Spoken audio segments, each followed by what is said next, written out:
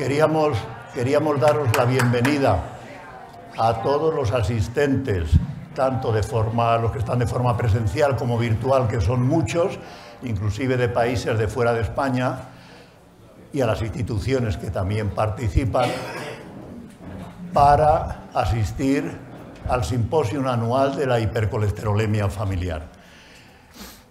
Este año, igual que el año pasado, como sabéis, celebramos el 25 aniversario de la constitución de la Fundación de Hipercolesterolemia Familiar, pues este año también nos apetecía hacer otra celebración.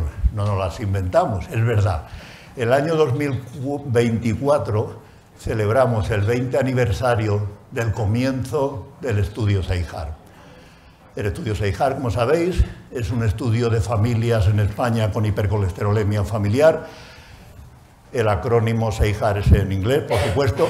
¿Y esto qué significa? Este es un estudio que es una referencia internacional y además es un modelo de medicina personalizada.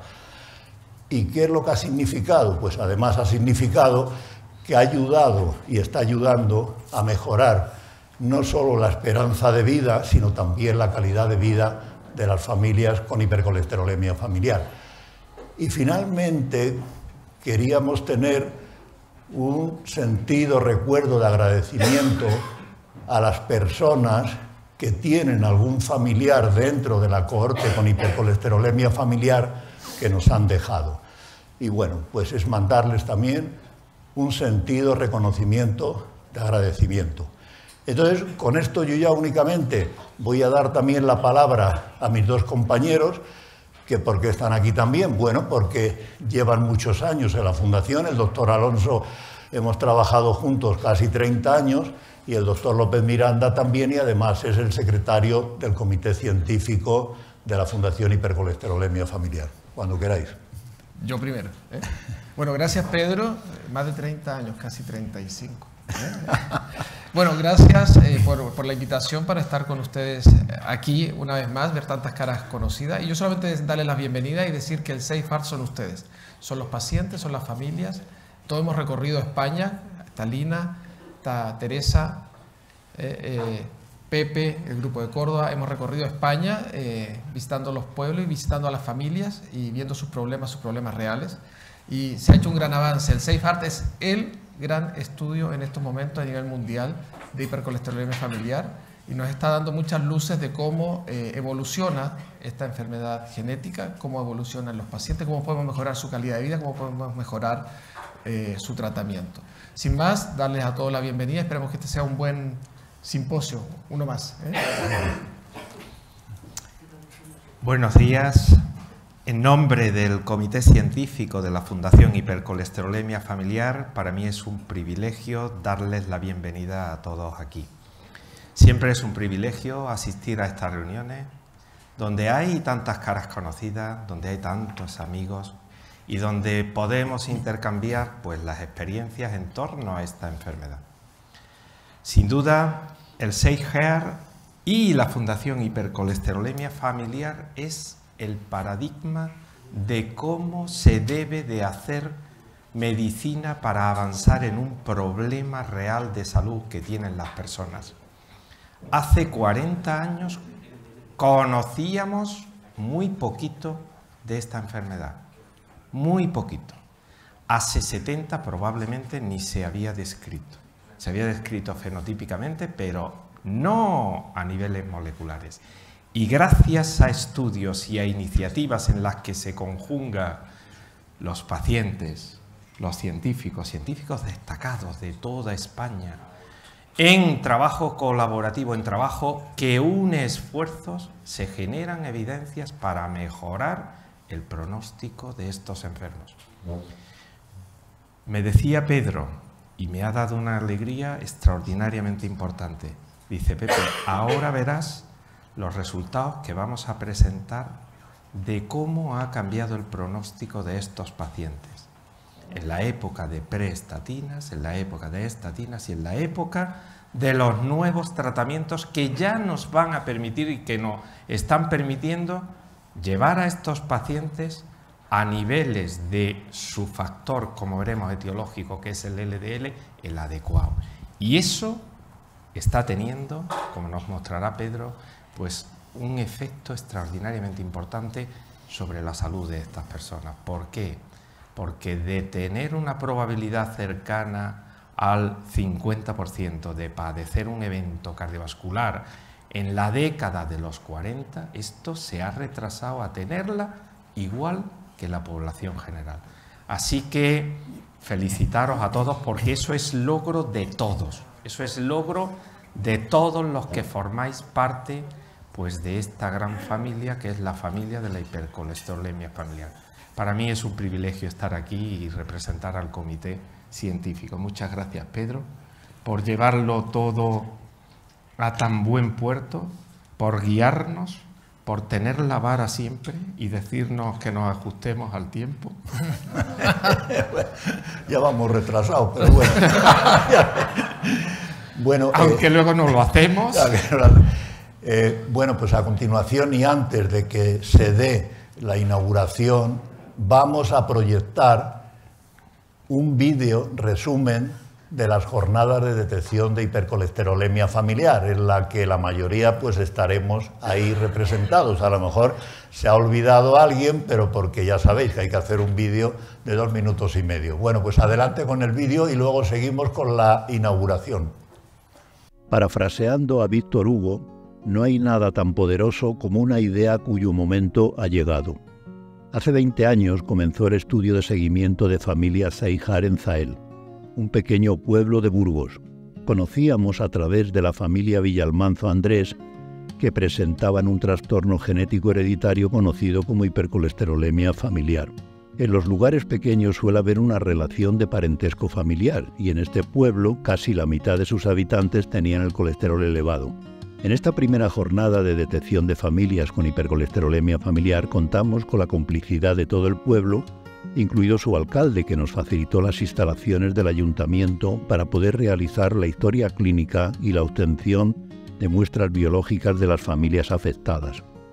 Posteriormente siguieron otros pueblos de las provincias de Sevilla y Toledo, y finalmente las más de 40 jornadas de detección de fin de semana que llegaron a los centros hospitalarios del Sistema Nacional de Salud de la mayoría de las comunidades autónomas, con la colaboración de las direcciones hospitalarias, realizándose la última jornada justo en el comienzo de la pandemia de COVID-19, en el Hospital Virgen de la Risaca en Murcia.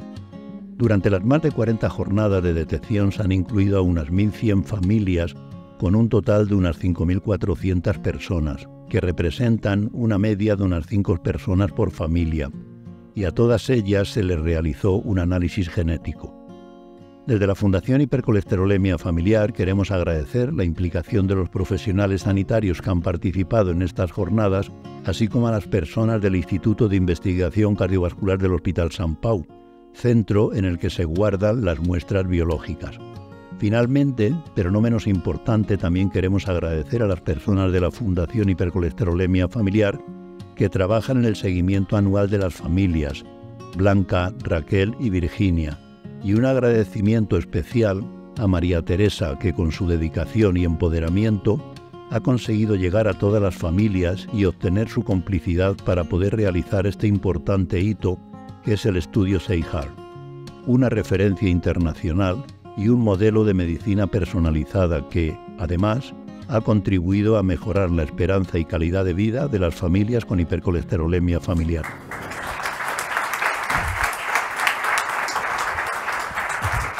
Los agradecimientos, pues siempre a los pacientes, a las familias que han confiado de esta forma, por supuesto a los profesionales sanitarios que se han involucrado. Claro, luego tenemos que dar también el agradecimiento a las personas de la Fundación Hipercolesterolemia Familiar que hacen el seguimiento anual de todas estas personas. Bueno, que son Blanca, que son Raquel, que son Virginia. Y claro, no nos podemos dejar sin un agradecimiento especial a Teresa Pariente. Teresa Pariente, que ha sido capaz de contactar con más de 5.000 personas, de hacer toda la cascada familiar y ha conseguido el empoderamiento de todas estas familias y estas personas.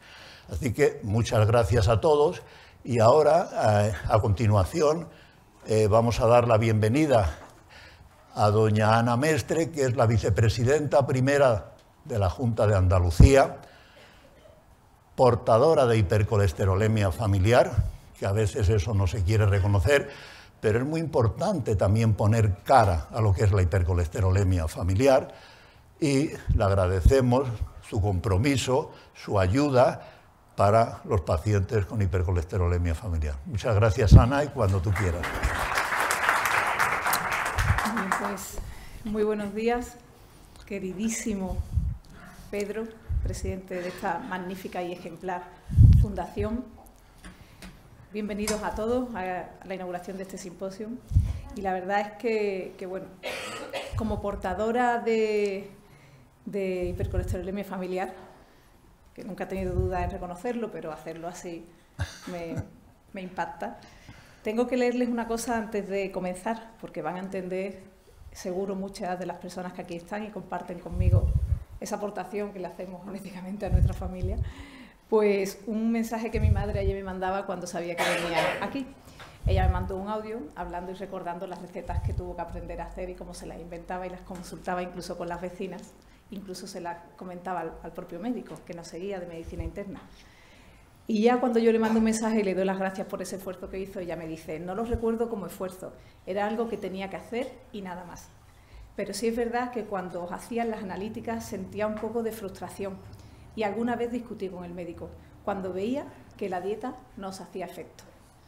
Eso es lo que vivimos, esa es la frustración que vivíamos los pacientes de HF cuando éramos tan pequeños, cuando hace ya pues más de 40 años, o en mi caso pues se me diagnosticaba a unos 35 años, y no conocíamos prácticamente nada. Le decía a Nico, mi asesor, digo, para que tú me entiendas, cuando me lo diagnosticaron no existía la pechuga de pavo. Así se puede resumir. Después han salido múltiples alimentos, ¿verdad? Pero hemos vivido en mi familia una trayectoria que es cierto, es que nos ha hecho, estoy convencida, más fuertes y también mejores personas, porque somos más responsables con nosotros mismos, pero también somos una familia que hemos intentado ser responsables con el sistema, con la inversión que hacía y que hace el sistema con cada uno de nosotros, y por lo tanto nosotros le intentamos devolver con el ejemplo de una vida saludable y con el ejemplo de una vida responsable con la patología que padece y que necesita de mucho esfuerzo económico del sistema. Pues bien, después de decir esto, darles las gracias a esta fundación por haberme invitado, porque para mí es un auténtico placer desplazarme para hacer otras cuestiones que tenía aquí en Madrid, pero la principal era esta en la mañana de hoy, inaugurar este simposio. No es un simposio cualquiera, querido Pedro, es el simposio que celebra 20 años de conocimiento, 20 años de investigación, de avance en la industria farmacéutica y de avances normativos, como por ejemplo fue la aportación reducida. 20 años de complicaciones, también 20 años de muchas complicidades y 20 años que se podrían traducir en años de vida. La vida que hemos ganado los pacientes de HF. Así que por todo ello, muchas gracias. Yo soy una de esas niñas que con la mutación genética y tratada con parte de esos avances de la industria farmacéutica tras las oportunas investigaciones, pues hoy soy una mujer de 42 años con riesgo similar al de otras sin HF para sufrir un accidente cardiovascular. Correcto.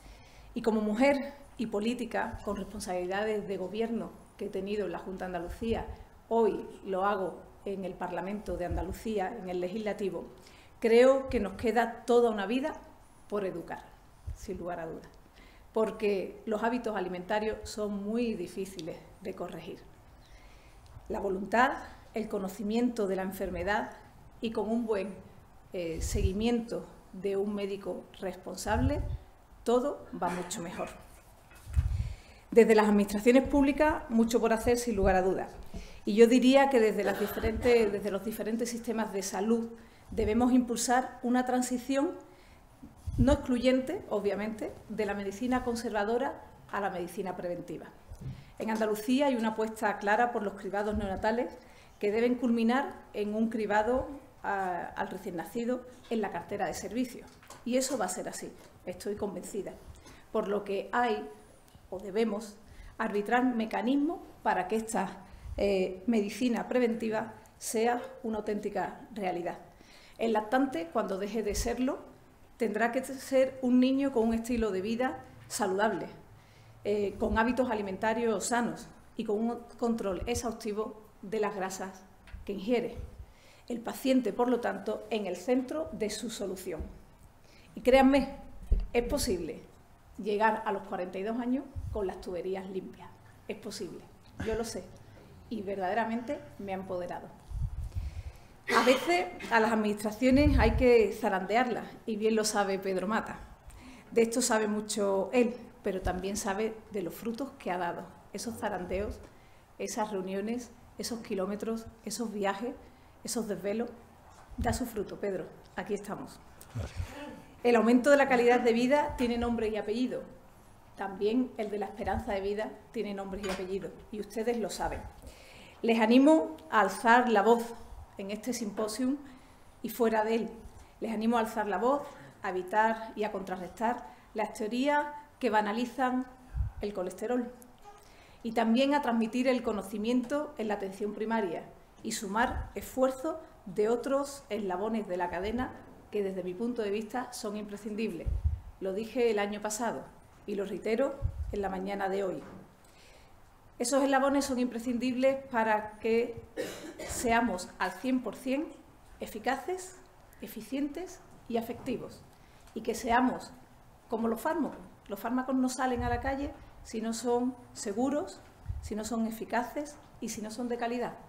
Pues para que todo esto de lo que llevamos tantos años trabajando, peleando, luchando y viviendo sea perfecto, porque si no, ¿para qué vamos a invertir nuestro tiempo, verdad? No. El sistema tiene que funcionar. Pues tenemos que llegar a ser eficaces, eficientes y afectivos para el paciente y con y para el propio sistema. Por lo que vuelvo a plantear la participación de farmacias, la participación activa, activísima de la atención primaria, de los centros educativos y, ¿por qué no?, de los centros deportivos. Si el colesterol debuta con el infarto o la muerte, impliquémonos todos. Es imprescindible el trabajo de todos. Impliquémonos por la vida. Y para ir terminando, querido Pedro, tenemos el tiempo muy tasado, haciendo una reflexión, dicen que la vocación es dar al mundo lo que el mundo necesita. Y los héroes, para mí, son la máxima expresión de la entrega. Y ustedes, desde la Fundación, entregan su tiempo, su conocimiento, su vida, su trabajo. Y lo que hacen, por tanto, entregando su vida, es propiciar más vida. Eso es lo que ustedes vienen haciendo a lo largo de todo este tiempo. Por lo tanto, tras estos 20 años y por muchos más que vendrán, muchas gracias. Enhorabuena, querido Pedro, enhorabuena a todos los profesionales implicados y, sin lugar a dudas, estoy convencida que entre todos vamos a poder hacer la vida mucho mejor a las nuevas generaciones que vengan con esta aportación genética, con hipercolesterolemia familiar, pero estoy convencida que cuando los tengamos detectados, el sistema estará preparado para ser eficaz, eficiente y efectivo. Muchas gracias y buenos días.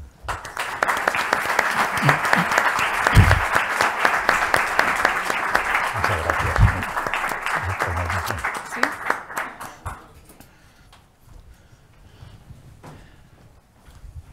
Bueno, pues ya sin solución de continuidad porque ya vamos retrasados como habitualmente. Bueno, pues vamos a empezar un repaso rápido. Esto ya lo sabéis, pero diciendo algunas cifras y hechos sobre la hipercolesterolemia familiar.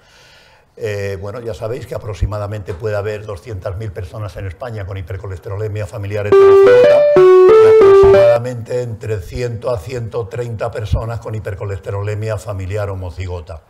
Esto es importante porque esto es un mantra que se repite sistemáticamente en la literatura internacional, y es que menos del 10% de los pacientes con HF están diagnosticados. Mentira. En España eso no es verdad, pero quien hace los artículos, como yo siempre digo, no preguntan a España. Entonces nosotros os podemos decir que al menos en España, con el diagnóstico de hipercolesterolemia familiar, hay el 25% de la población. Y un porcentaje muy importante, como veis ahí, con diagnóstico genético. Claro, la pregunta puede ser, ¿y de dónde salen estas cifras? Pues estas cifras salen de que algunas comunidades autónomas, que pronto espero que sean todas, nos facilitan el número de personas que están recibiendo la aportación reducida, con lo cual inferimos que esas son las personas que por lo menos la administración sanitaria las tiene como hipercolesterolemia familiar. Ya lo ha dicho aquí Ana, por ejemplo, bueno, pues que estas personas desde el momento que nacen tendrían una disminución de su esperanza de vida al menos de 20 a 30 años si lo comparamos con el resto de la población general. Por lo tanto, la hipercolesterolemia familiar es un problema de salud pública muy poco reconocido y mal gestionado. Y aquí también hay que dar un mensaje a los profesionales médicos. Algunos son muy competentes, pero otros no están diagnosticando como deberían diagnosticar la hipercolesterolemia familiar. Y eso podía ser una mala práctica médica. Bien, ya lo habéis visto, aquí empieza el estudio SEIJAR y siempre es lo emocionante, lo emotivo, lo bonito que podamos hablar de estas familias. Estos niños ya son adultos, el año pasado estuvieron aquí algunos de ellos y esto es lo que, bueno, merece la pena seguir luchando y apoyando a estas personas. El estudio SEIJAR, ya sabéis lo que es, pero bueno, brevemente decir que hemos sido capaces, bueno, participan 32 hospitales del Sistema Nacional de Salud, participa también la atención primaria en algunos sitios, se han hecho 43 jornadas de detección de fin de semana y actualmente tenemos 5.551 personas, de las cuales casi 4.200 tienen hipercolesterolemia familiar. El resto son familiares no afectos. A todos se les ha hecho además el diagnóstico genético. Otro salto que tenemos que dar con los criterios clínicos. Una enfermedad genética, el diagnóstico debe ser genético y punto. Entonces, bueno, pues ya lo sabéis que este es un estudio de referencia internacional. Entonces yo ahora quería mostraros en los 20 años lo que nosotros consideramos que son los hitos de la hipercolesterolemia familiar en el estudio SEIJAR. Esto lo vamos a pasar rápidamente porque se va a presentar a lo largo de hoy, pero no es ninguna tontería que cuando nadie hablaba de la LPA, claro, ahora está rabiosamente de moda. Nosotros ya hicimos una publicación importante en el JAD que la asociación de LPA con hipercolesterolemia familiar aumenta muchísimo el riesgo cardiovascular. En el 2017 la primera ecuación que se hace en el mundo para pacientes con hipercolesterolemia familiar sobre cómo podemos predecir y estratificar el riesgo cardiovascular. En el 2017 también nos lo pidió el Ministerio de Sanidad, un estudio de coste-eficacia porque habíamos solicitado un plan de detección. Lo hicimos y es un estudio muy bonito. El único estudio que se ha hecho de coste-eficacia para una estrategia nacional. Porque yo le dije, ¿y por qué no lo pedís a nosotros si no lo habéis pedido a otros? Bueno, pues es que, vale, a veces ya sabéis, cuando los políticos a lo mejor piden mucho, lo único que hacen es demorar el tema. O sea, que la evidencia está muy bien, pero a veces hay que poner al paciente, como ha dicho Ana, en el centro del sistema. En el 2021, pues de nuevo aparece la LPA, el colesterol LDL y la hipertensión arterial en estas personas van a predecir la estenosis valvular aórtica grave, que inclusive estos tendremos que hacer para el año próximo, quizá algunas recomendaciones cómo podemos intentar ir chequeando a estos pacientes. Volvemos a publicar una forma resistente de hipercolesterolemia familiar a la enfermedad cardiovascular. Publicamos también la persistencia y eficacia de los nuevos fármacos, en este caso los anti-PCSK9. Y por último, lo más cercano, es que también es la primera vez que se demuestra en personas con hipercolesterolemia familiar sin enfermedad cardiovascular clínica, sino con enfermedad aterosclerótica subclínica, que la administración y el tratamiento intenso disminuye en 1 año y medio la carga de placa coronaria.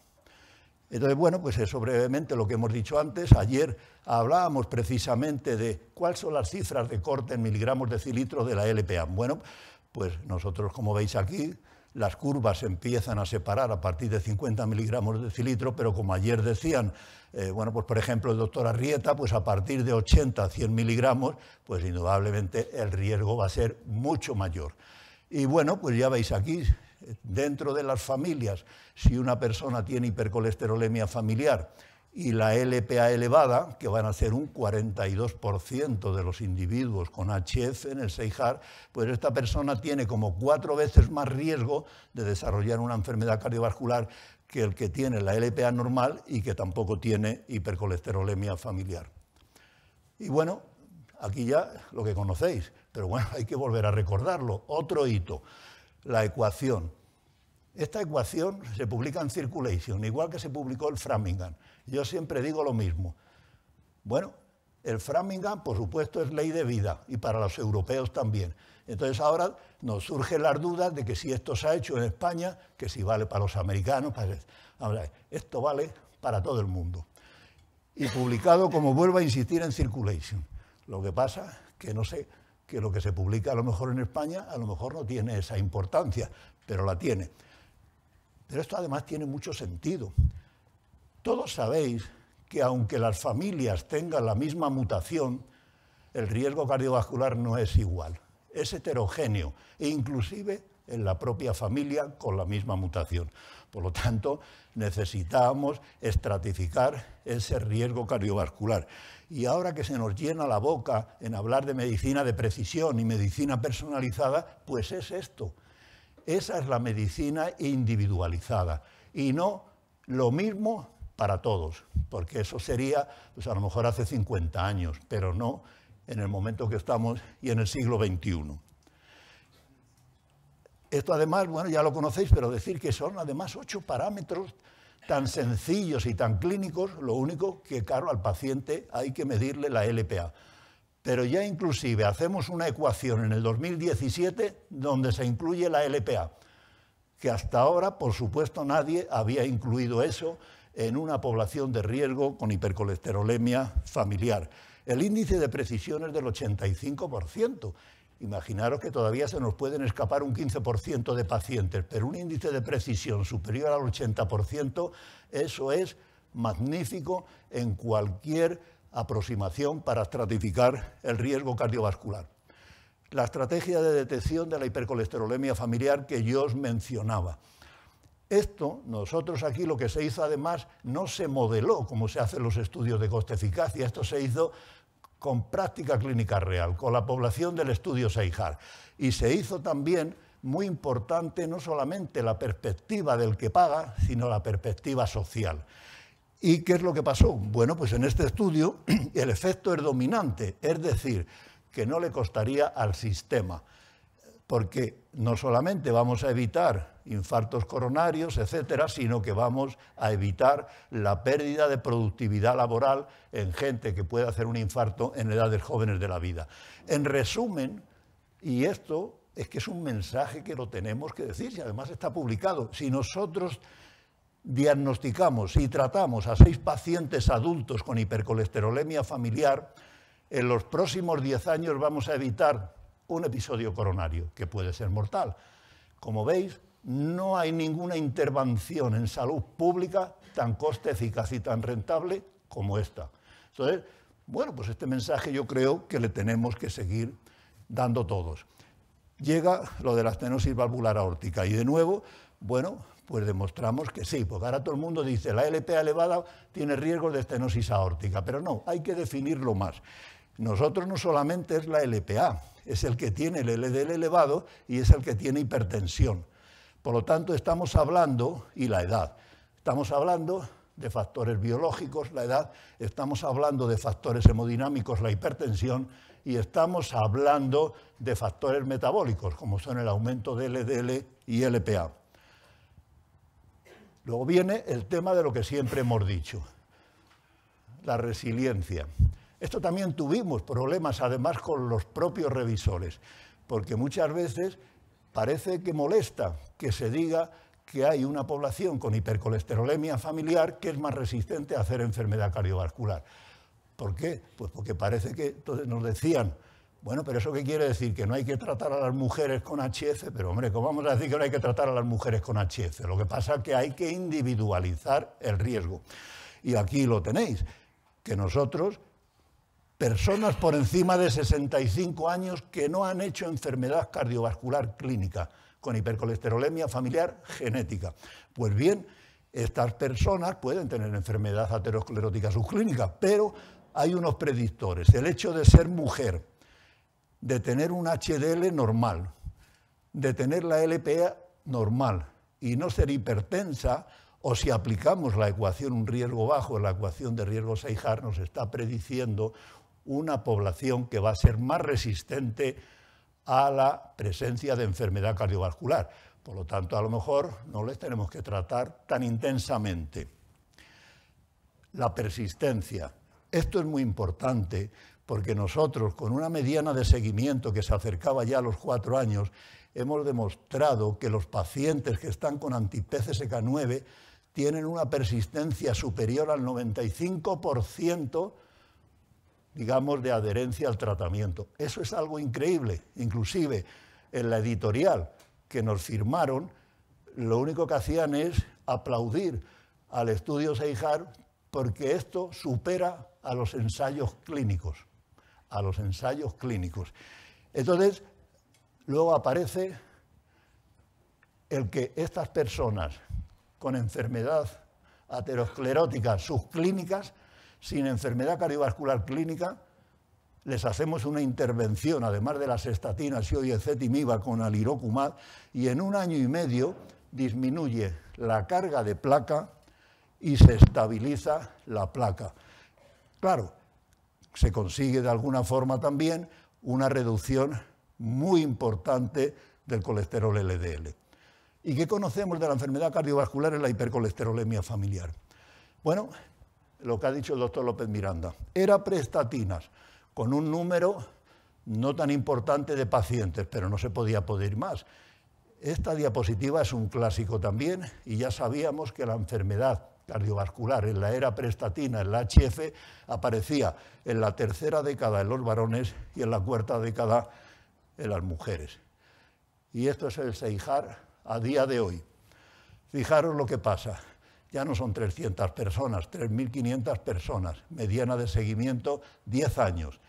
Entonces, aquí lo que estamos viendo es que la aparición del primer evento en el seguimiento de enfermedad cardiovascular clínica aparece en la 6ª década, en la 6ª década en los hombres y en la 7ª década en las mujeres.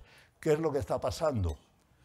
Si lo comparamos con la era preestatina hace 30 años, acabamos de retrasar la aparición de enfermedad cardiovascular en 3 décadas, ni más ni menos. Entonces, y fijaros las curvas de supervivencia. Claro, en el estudio Seyhart, ayer lo decíamos también, hay personas que ya viven con HF y tienen más de 90 años. Si nosotros ajustamos, porque claro, siempre se dice que, bueno, pues eso, si ajustamos, entonces vemos que la edad es independiente, los factores de riesgo clásicos son independientes, el tratamiento, la medicación hipolipemiante es independiente porque la medicación hipolipemiante en el Seyhart es prácticamente similar en las mujeres y en los varones. Con lo cual, si os dais cuenta, fijaros lo que se está consiguiendo cuando seguimos a una población tratada, etc. Esto también para nosotros ha sido muy querido porque esto ya lo tiene el Ministerio. O sea, ya se fían de los datos que nosotros les podemos presentar. Esto se acaba de publicar y fijaros lo que ha pasado. Era preestatina. Los pacientes homocigotos se morían, los de alelo nulo, a los 10 años, a veces de un infarto de miocardio. Los de alelo defectuoso vivían más años. Entonces aparecen nuevas medicaciones y con esas nuevas medicaciones nosotros ahora mismo conseguimos un LDL, una mediana de LDL de 122 miligramos de decilitro. ¿Y qué es lo que pasa? En estas curvas de supervivencia, fijaros lo que está pasando. La esperanza de vida en un paciente con HF puede ser de 30 a 50 años menor que la población general. Bueno, pues de los que tienen, esta es una supervivencia libre de eventos cardiovasculares, entonces como veis, en los de alelo nulo, en unos 8 años que hicimos la anterior publicación, lo hemos retrasado prácticamente otros 8 años. Y ya su supervivencia libre de eventos cardiovasculares se sitúa en los 35 y los de alelo defectuoso en los 56. ¿Qué quiere decir esto? Que en otros 10 o 15 años probablemente los pacientes con hipercolesterolemia familiar homocigota tengan la misma esperanza de vida, si les detectamos y tratamos bien, que el resto de la población. Yo creo que estos son mensajes contundentes. Y esto es medicina basada en la evidencia, no medicina basada en la especulación, como pasa muchas veces. Ya voy a terminar. Entonces, únicamente, como resumen, disminución de la esperanza de vida de 20 a 30 años.